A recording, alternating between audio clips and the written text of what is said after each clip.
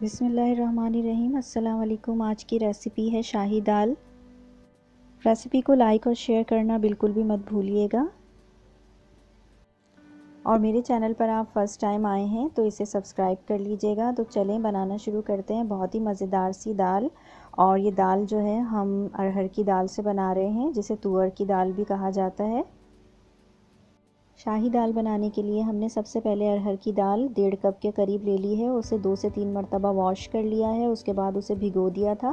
तकरीबन 1 घंटा हो गया है इसे भीगे हुए। तो अब हम इसे उबाल लेंगे। उबालने के लिए तकरीबन 2 कप के करीब मैंने पानी ले लिया है, और जब इसे एक बॉयल आ जाएगा तो हम इसके ऊपर जो झाग आ जाते हैं वो निकाल देंगे।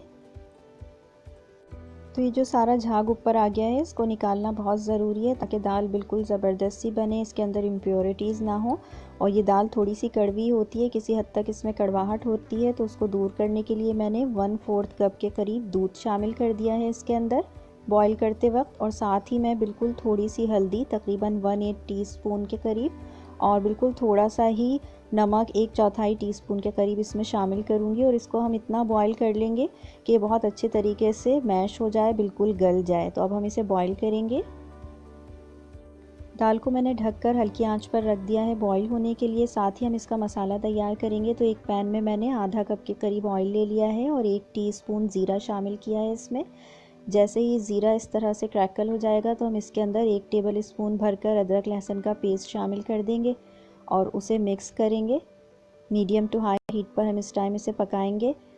साथ ही मैंने यहाँ पर एक छोटी सी प्याज ले ली थी, उसे बारीक बारीक बिल्कुल काट लिया है, वो शामिल कर दिए इसके अंदर।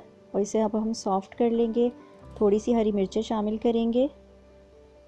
तकरीबन 2 छोटी हरी मिर्चें मैंने शामिल की हैं और 1 मीडियम साइज़ का टमाटर शामिल कर रही हूँ। टमाटर को हम यहाँ पर छिलका उतार कर और बारीक बारीक काट के शामिल करेंगे। साथ ही हम यहाँ पे कुछ मसाले शामिल करेंगे। तो सबसे पहले मैं हस्बे ज़ायक़ा नमक शामिल करूँगी। नमक ऑलरेडी दाल को बॉईल करते वक्त भी हमने आधा टीस्पून शामिल किया था, तो उसी हिसाब से हम यहाँ पर उसे एडजस्ट कर लेंगे। इसके साथ ही मैं इसके अंदर हल्दी शामिल करूँगी, तकरीबन आधा टीस्पून के करीब, और रेड चिली पाउडर शामिल करूँगी 1 टीस्पून भरकर। रेड चिली पाउडर के साथ ही मैं इसमें पिसा हुआ धनिया शामिल करूँगी 1 टीस्पून। और इन तमाम चीज़ों को हम मिक्स कर लेंगे। बहुत ज़्यादा मसाले इसमें हम शामिल नहीं कर रहे हैं।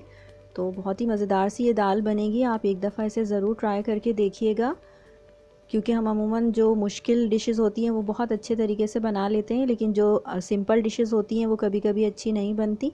तो ज़रूर ट्राई कीजिएगा। इसके बाद हम इस मसाले को ढककर पका रहे हैं। तकरीबन 5 मिनट के लिए मैंने इसे पका लिया है ताकि टमाटर गल जाए, और इस दौरान आंच हल्की रखी थी।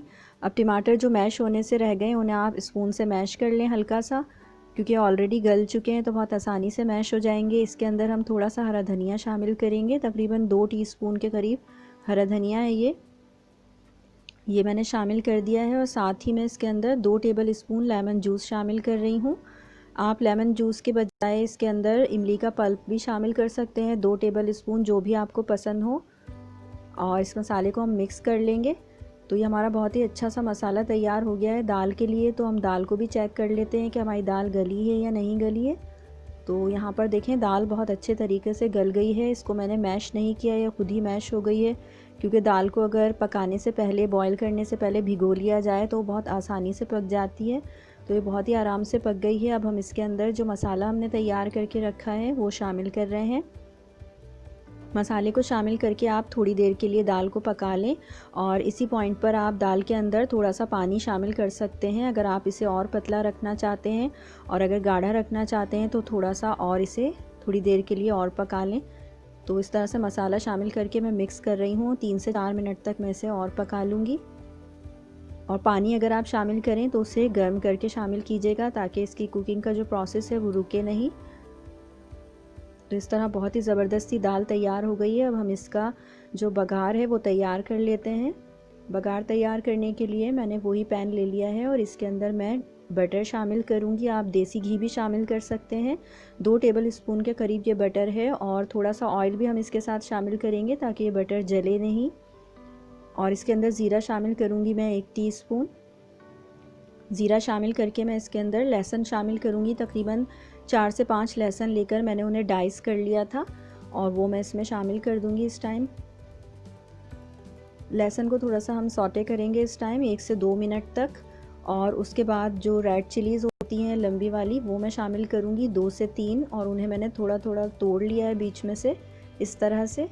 तो ये मैं शामिल कर रही हूँ। अब हम इस बघार को इतनी देर पकाएंगे कि अच्छा सा इसके ऊपर गोल्डन कलर आ जाए इस तरह से।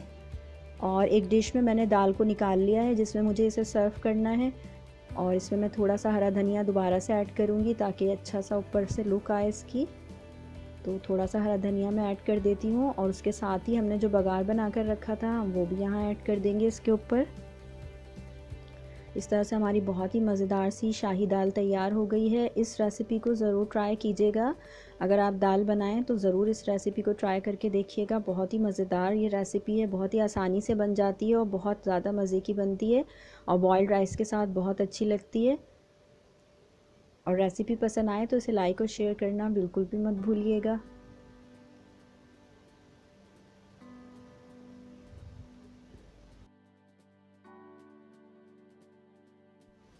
मेरे चैनल पर आप फर्स्ट टाइम आए हैं तो इसे सब्सक्राइब कर लीजिएगा।